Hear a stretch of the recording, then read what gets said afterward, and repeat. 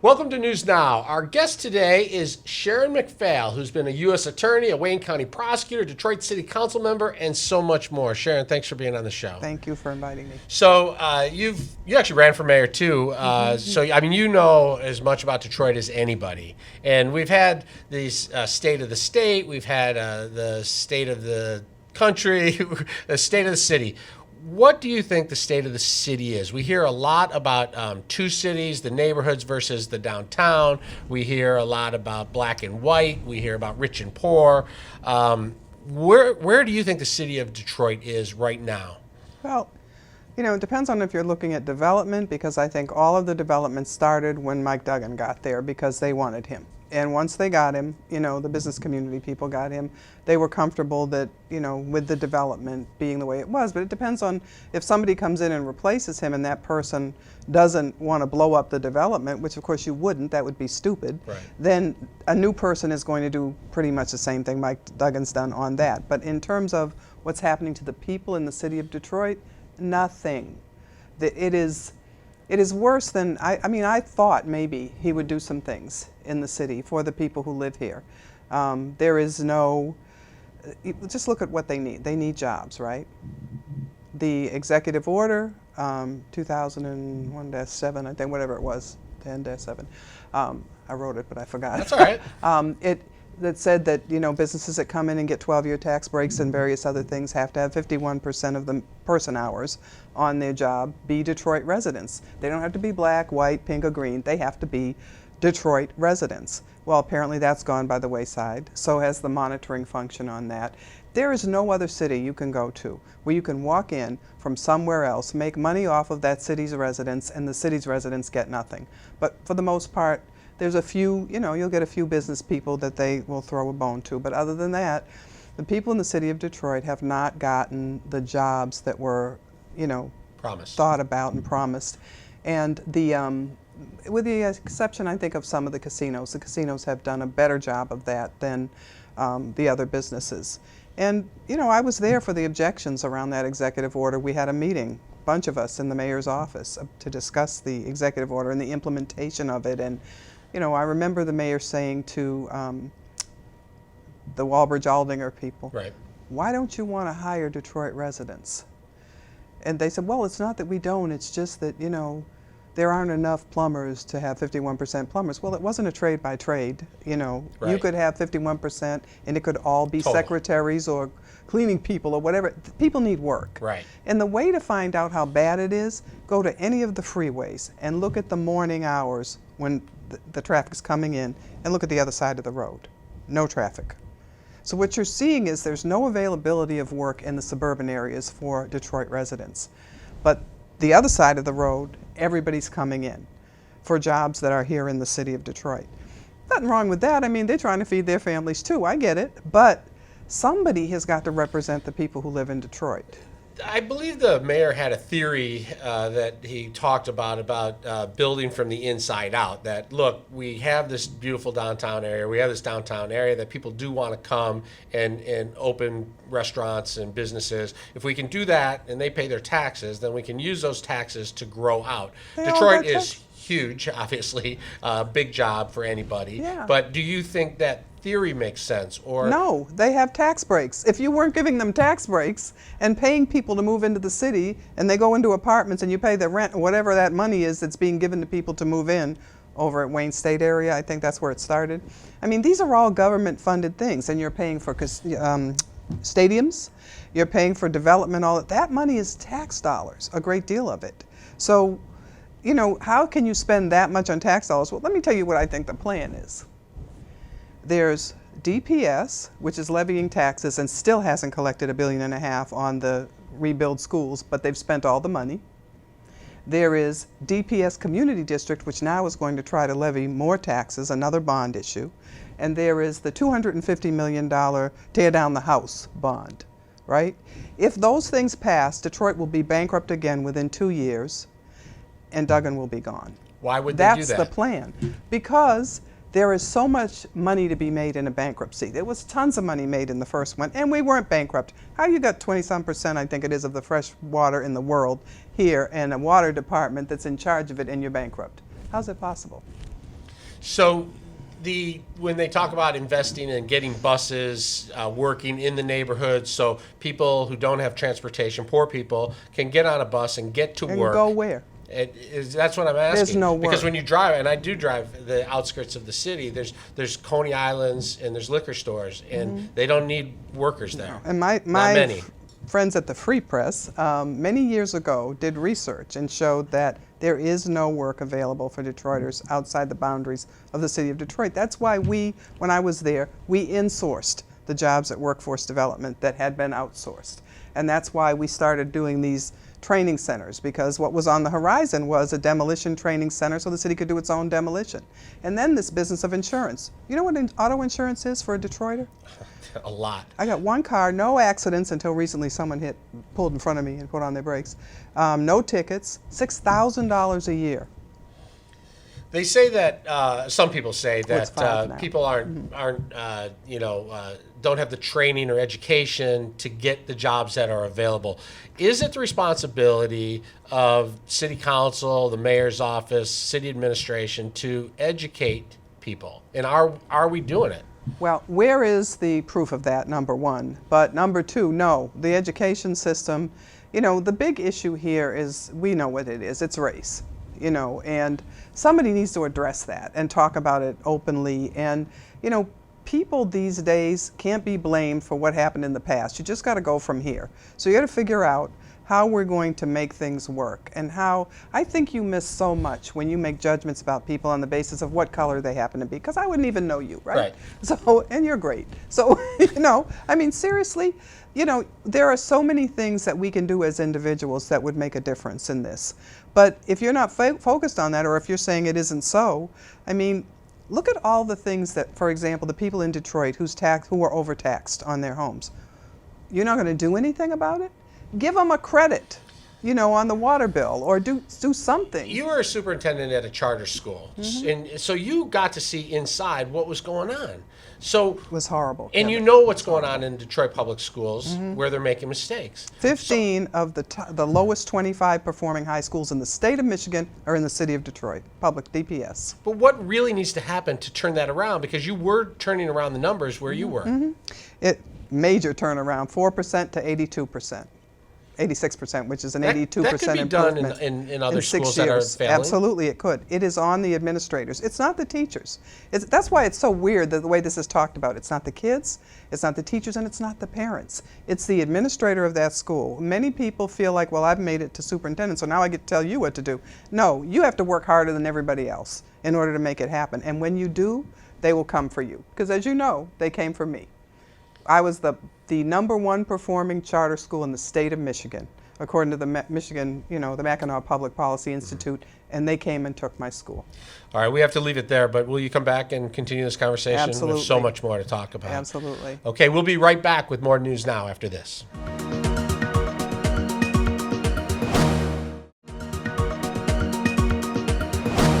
Law enforcement agencies bring in millions of dollars through forfeiture. Now, a class action lawsuit filed in the federal courts is questioning some of the practices. Here to break it all down is attorney Neil Rockine. Thanks for joining us. My pleasure, Kevin. So forfeiture, when I think of forfeiture, I think the police find some illegal activity and then they seize the property, your car, or if it's at a house, maybe items at the house, things that they believe were obtained through illegal money or ill-gotten goods. Is that sort of right?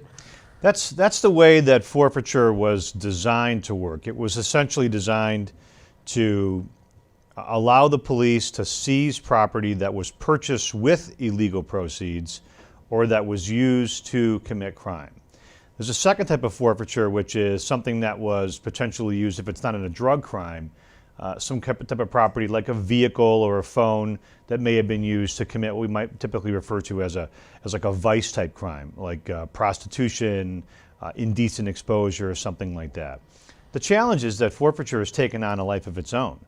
It was, when it was created or instituted, it was designed to be just another tool to sort of undermine drug kingpins and those that were engaged in crime, to take away their property so they couldn't profit from their crime. But it's since taken on an entire life of its own, and in some cases, as we've seen in this federal lawsuit, the forfeiture becomes the end as opposed to the prosecution, the arrest or prosecution of individuals for the commission of crime. I would get calls from people, and they would say, I got pulled over, and they said I was trying to solicit a prostitute. They towed my car away. I wasn't trying to solicit a prostitute. And you'd be like, well, I don't know. The police said you were. Maybe you were. I don't know. But then I'd get other calls that would say, my nephew was using my car and was allegedly soliciting a prostitute, and my car got taken too. And my car has nothing to do with that, but yet they took my car, and now to get it back, I got to pay an exorbitant amount of money. Is that happening a lot? Yes, and we attempted to pass legislation recently to reform civil forfeiture. What used to be the case was that people would have their property seized, either if they were accused of a crime or arrested for a crime, or if someone who was using their car. We'll use cars as the most common example.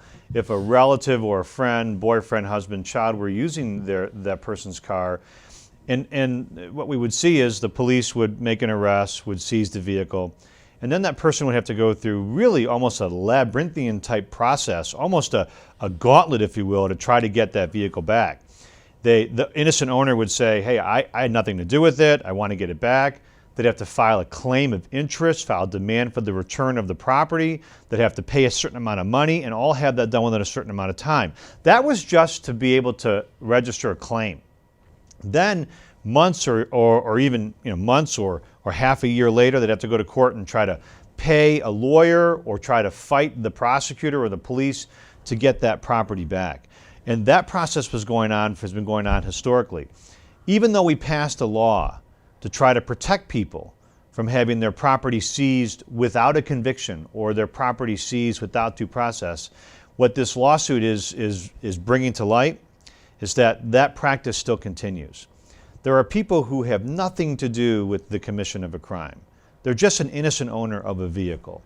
Their boyfriend or their child is investigated for a crime, the vehicle is seized, and they then have to go to, in this case, it's the Wayne County Prosecutor's Office in the Detroit Police Department, and they are told that they have to pay a certain amount of money to get that vehicle back. The fact that they swear under oath that they knew nothing about it, that they had nothing to do with it, or that they're poor or can't afford it, means nothing. And then if they refuse and they have to go to court, they then have to go through a process where they're outmatched. These folks want the car to go to work. They want the car for minimum needs of getting to and from school or work or transporting your children. But they then have to go fight the entire process, which is the police department, the prosecutors, and the legal system, and they can't afford it. And it is literally taking a property without due process. I would get calls from people that would say, this is so wrong what is happening here, but I'm afraid to fight it because then I have to put my name on the record and go fight these allegations. Yes, Kevin, you are.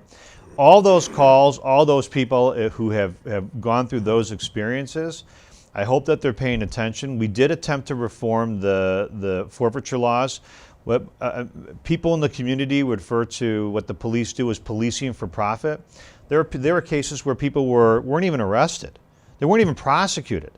The vehicle gets seized, and now the only issue in court is, could this vehicle be seized by the police? And if you don't file a claim or you don't do it in a certain amount of time, then the vehicle ends up being seized and sold. Anytime you see an advertisement for vehicle auction, police auction, what you're talking about is essentially the vast majority of those cars were cars that were seized under these circumstances. Innocent people, or people who had their vehicles used, or even people who may have been accused of a crime, who simply couldn't afford to go through the process to get their vehicle back. It is really un-American, the idea that the police can seize a car and force someone to have to go to court and put their name in the public, docket, have to spend money on a lawyer or spend money on, or they feel like, should I pay a lawyer $2,000 when they're telling me that the cost to buy the vehicle back will be $1,000? I mean, it really turns it on its head. And you think about how much money we're talking about. We could be talking about millions of dollars. We have less than a minute, but what is the class action asking for? The class action lawsuit is one, to have a class declared of people who've been similarly harmed. Two, to have the Michigan's law declared unconstitutional because it doesn't afford innocent owners a chance to come to court and say that they're innocent. And three, to create a better process, and particularly to stop Wayne County from mandating that people have to pay to get their cars back regardless. All right, thanks for being here, Neil. We appreciate it. We'll be back with more News Now after this.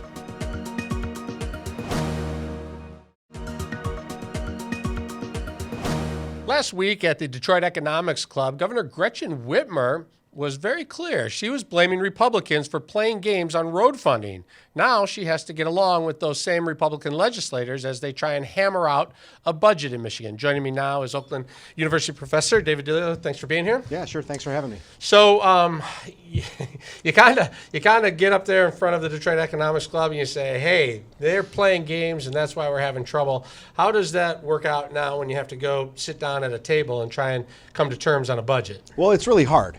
And not only before the DEC did she make those kinds of comments, but she did in her State of the State address with those same Republicans that she needs to come to the table in the audience, poking them in the eye. So it's a really hard thing to do in a time of polarized politics if you're not throwing haymakers at one another in the press or in comments. With that happening, it's going to be even more difficult to get Republicans to come around to her side. And they also, Republicans were kind of saying, well, you know, she never even asked us about this whole bond issue of borrowing money for the roads. Right. Maybe if she had come to us and said, what do you think about this? Maybe it would have smoothed things over a little. Does she, I know she doesn't have to do that, but how does that play out in real life? And that's the thing. And I think that the bond plan was telegraphed for long enough that Republicans knew it was coming. And she had even hinted at it when she ran in 2018. So could she have come? Sure. Would it have made a difference? Maybe.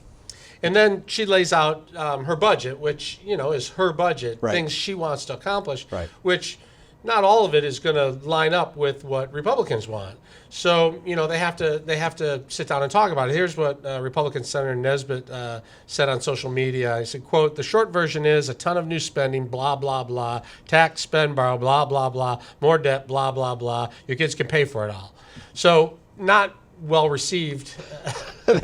That tells you all you need to know about how well the governor and the legislature are going to work together, or at least the start that they're off to. And so if the Republicans kind of come at the governor and try and undercut her, how does that make the Republicans look? How does it make the governor look? Is there a winner or loser? Does everybody lose with this kind of atmosphere? At the end of the day, yes. And I think that it will be interesting to see how the Republicans play this strategically. And they can help themselves.